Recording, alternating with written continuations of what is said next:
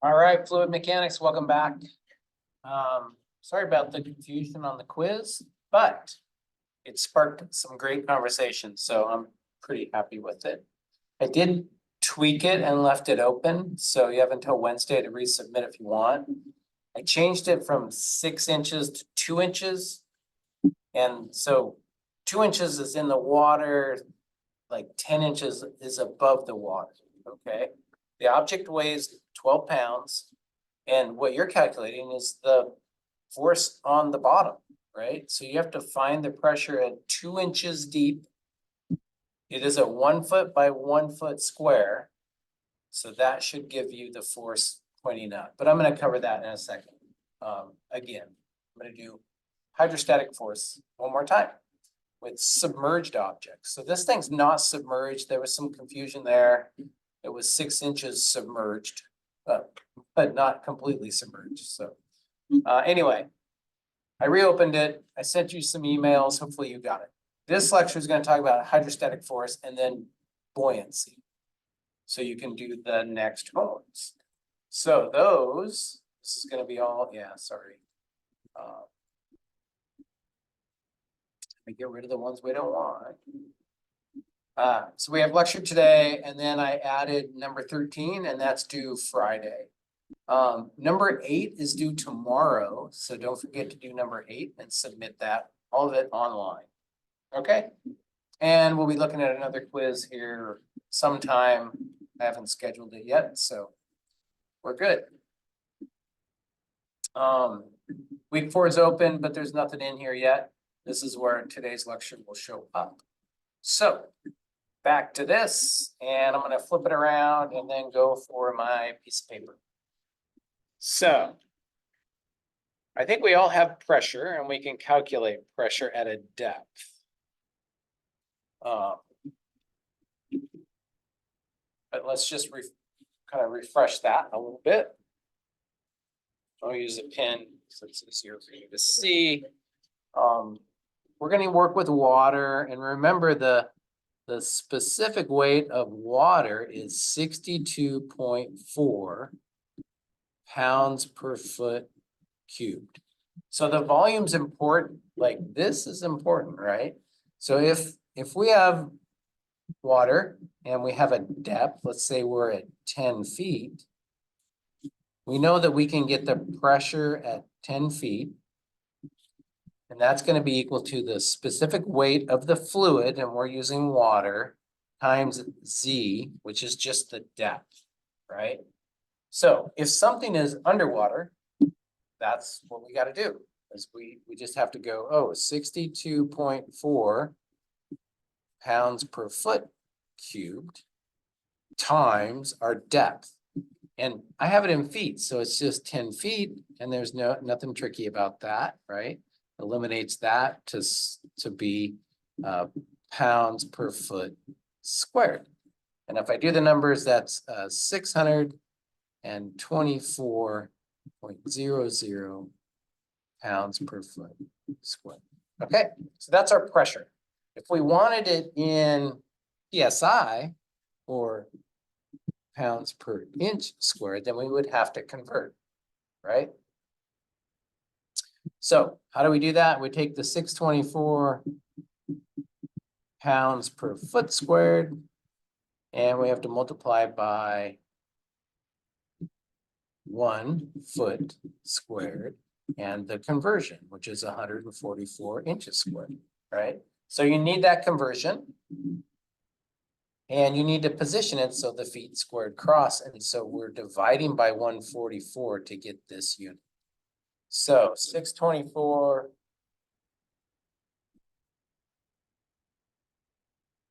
is equal to 4.333 PSI. So that's the pounds per square inch, right? So just keep those units straight, but that's how we get our pressure just with this kind of open fluid system. Open meaning we don't have any other pressures coming in on the system other than atmosphere, right? It's open to the atmosphere. When we close it up, that'll be a game changer, and we'll have to calculate a little differently. All right, so now let's say we have an object, a vertical wall. And it's at a certain depth, right? So this is ground. So maybe it's a dam, who knows? And this is water over here. And I'd like to know, like on this vertical wall, I'm gonna say this vertical wall is 6 feet, right? And this will be not to scale, NTS. And we'll say this depth over here, the depth of water is gonna be, I don't know, let's make it not super deep. Let's make it 50 feet. Okay, so depth of water 50 feet, and down here at the bottom, kind of the vertical area of our some kind of dam is 6 feet. And I'd like to know the hydrostatic pressure on this. Okay, so this side is not water. You know, maybe there's a tunnel or something, who knows, it's like a gate, right? So we need to know the pressure. So you're supposed to have had statics. And so statics means like I can draw this free body diagram of my 6 foot, right? And here are 2 different pressures. There's this pressure P1 and this pressure P2. And that's the load. We know that water pressure works perpendicular to the surface. Well, it's greater down here at P1 and it's less, but not 0 at P2. That shouldn't be that one, but it's less, right? So if I can figure out the pressure here and the pressure here, then I can create my load curve. This should look familiar if you've had statics, my load curve, right? So let's do that. Let's get P1. We know how to do that. We just did that up here. We know this is our equation. So we take our specific weight, 62.4 pounds per foot cubed, and we multiply by our depth of 50 feet. And we get a number, 62.4 at 50 times 3120. And we know that's pounds per foot squared, right? And then P2 up here, same thing. 62.4 pounds per foot cubed times its depth. Well, we're 6 feet up, right? So it's not 50, it's 44 feet. Equals, so 62.4 and our 44 times 2745.60 pounds per foot squared. All right, that gives me my load curve. Now, it does give me my load curve in feet squared, right? So this is normally what we do. And if we know the depth of the gate, like how wide the dam is, then we would include that. But if you don't know, and often we don't, we do a 2-dimensional problem like this. In that case, we just say, oh, the unit is 1 foot of depth, right? So then what happens is, oh, we can divide by our 1 or multiply by our 1 foot, and then this goes to per foot, right? So that's one way to deal with it.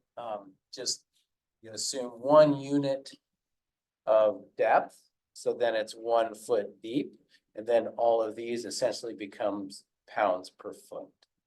Anyway, that's normally how it's done. So then, as we know, like that's the hydrostatic pressure,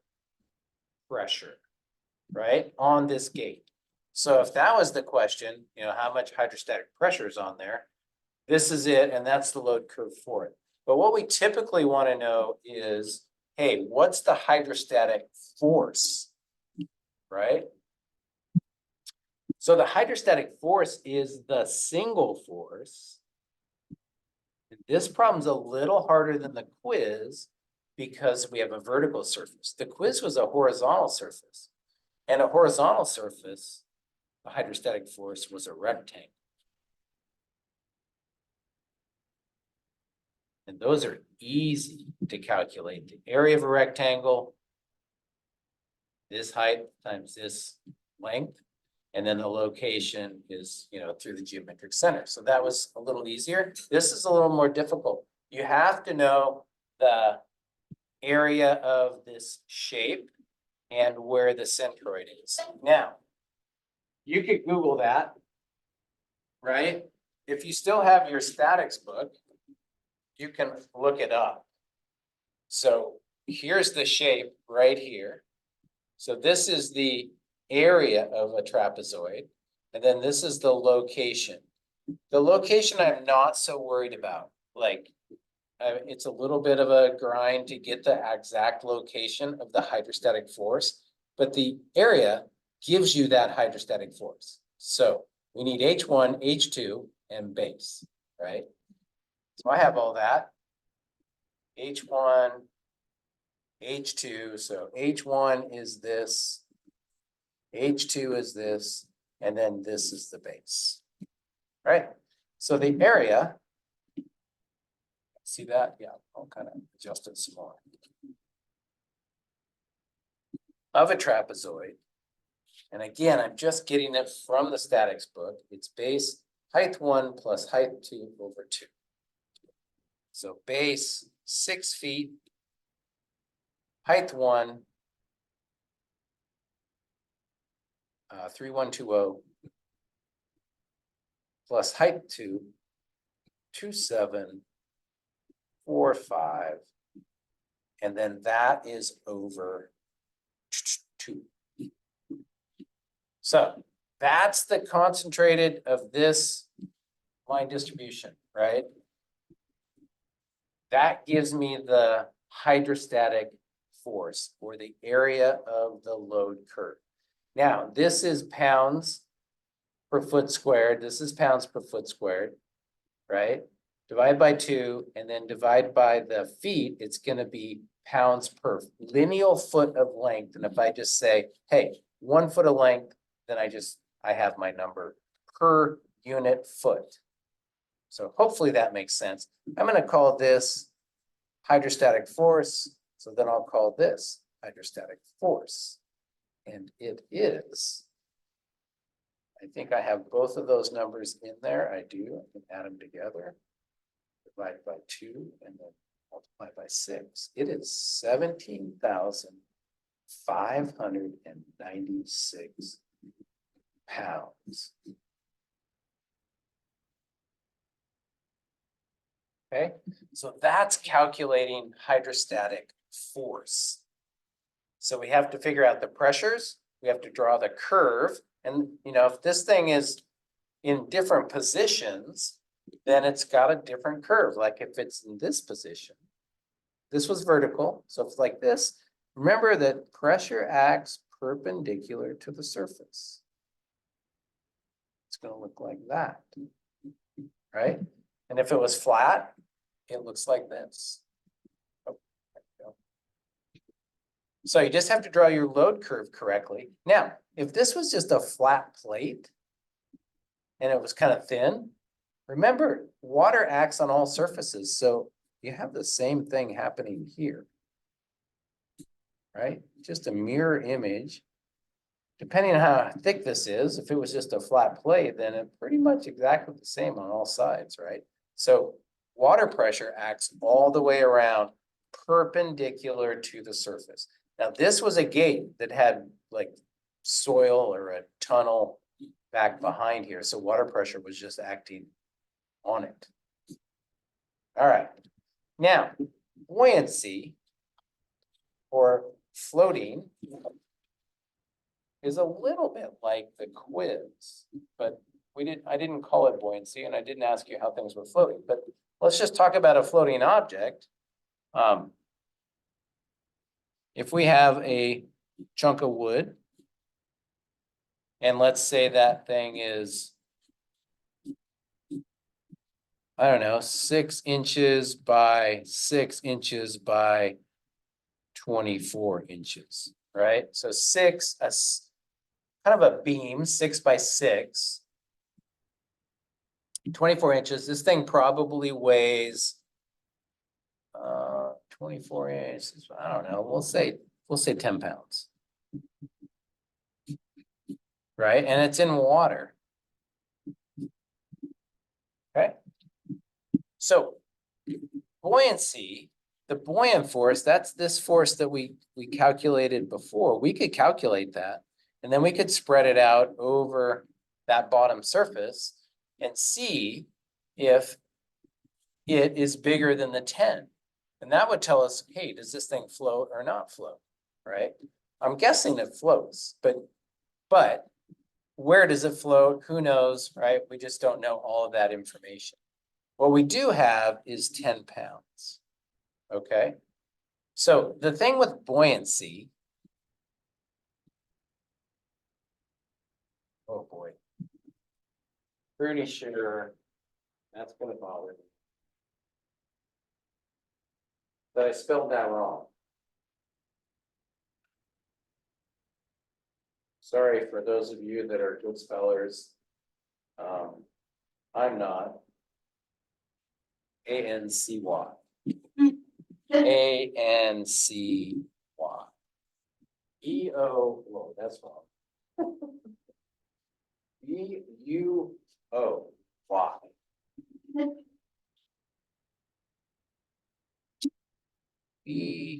B-U-O-Y, A-N-C-Y. All right. Buoyancy is this act of floating, right? It floats, it doesn't sink. So the way to determine the way to determine if something floats or not is to compare this to the amount of water displaced. The weight of the water displaced, and we know that water is 62.4 pounds per foot cubed. So, and I know the geometry of my object. That's the other thing you have to know is the geometry of your object. How much volume is there, right? So 62.4 pounds. If this thing was the volume of 1 foot cubed, it would displace that amount of water. 62.4 pounds, which if the water weight displaced is bigger than the weight of the object, it definitely floats. There's just no question. That's what makes it float. If this was lead and it weighed, 1,000 pounds and it displaced 1 cubic foot of water, which is only 62 pounds, this thing sinks like a rock or like a lead weight. Okay? So you can calculate the volume of the object. The volume of this thing is equal to 2 foot, and I'm going to use feet because I have feet here, right? So the volume is 2 foot times a half foot times a half foot. Agreed? Half times 2 foot. 0.5, enter 0.5 times 2 times. The volume is 0.5. It's 2 foot times 0.5 feet times 0.5 feet equals 0.5 feet cubed. Okay, so if this thing went all the way into the water, like just right at the top of the water, the whole thing is in, it's going to be half of this number, right? It would displace half of the 62.4. So that means the buoyant, B-U-O-Y-A-N-T force would be half of that, 31.2 pounds. And if that buoyant force due to the water displaced is more than the weight of the object, 10, it's floating big time. Matter of fact, this is almost 3 times, this is more than 3 times the weight of the object. This thing's not only floating, it's floating up pretty high. It's floating up to where we only displace 10 pounds of water, right? So that's how you can calculate where is the water line, like how high does it float? Well, X is how high, right? Where's the water line here? It's where this volume equals 10 pounds, or the buoyant force equals 10 pounds. So you can set the equation up using the volume. So I'll use the volume equals, because this volume is gonna equal, if I take the volume times this, it's gonna equal 10 pounds. So I'm gonna go 2 foot because that dimension's not changing. This dimension's not changing, so I am gonna put in 1/2 a foot for that one. But this is what I don't know, and I'm gonna put in X, right? So that's X amount of volume underwater. And that volume times 62.4 pounds per foot cubed, right? I'm gonna get rid of this now because it's gonna equal the weight of the object, 10 pounds.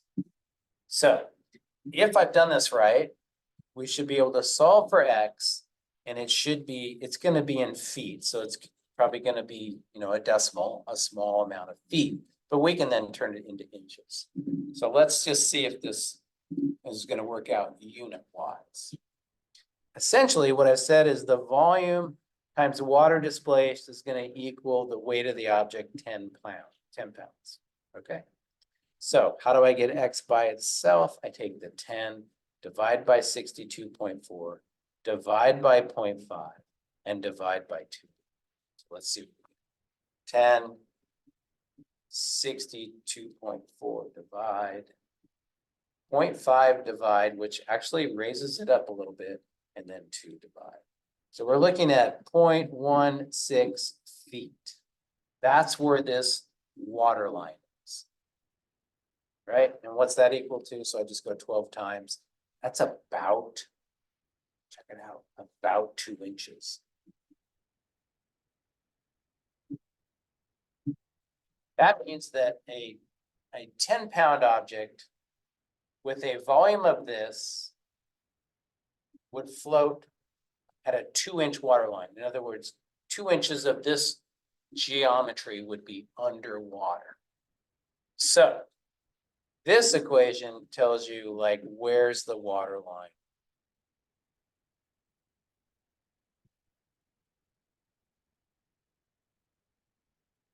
If you just want to know if something floats or not, you compare its volume, calculate the amount of water displaced, that'll give you a force, and then compare it to its weight. All right, I went through that a little bit quick, but you guys have a pause button and you can slow it down if you need to. That should help you with your homework. Your homework is